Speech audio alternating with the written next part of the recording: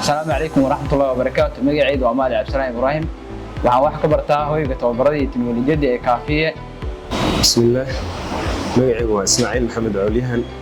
Waxaan ka mid ahay ardayda wax ka barto hoyga tababarada iyo tiknoolajiyada ee Kaafiye. Bismillahir Rahmanir Rahim. Magacaygu waa Cabdicasiis Cabdiraxmaan Xirsi. Waxaan wax ka bartaa macadka tababarka Kaafiye Technology Center.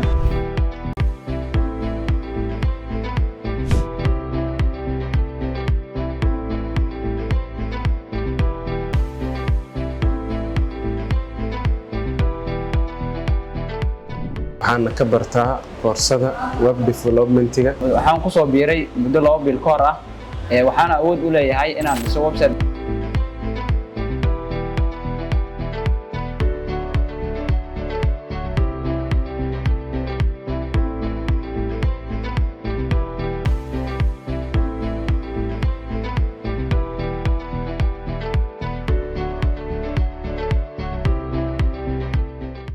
waxaan rajaynayaa inaan si nabad ah ku dhameysan doono haddii Ilaahay ka raali noqdo.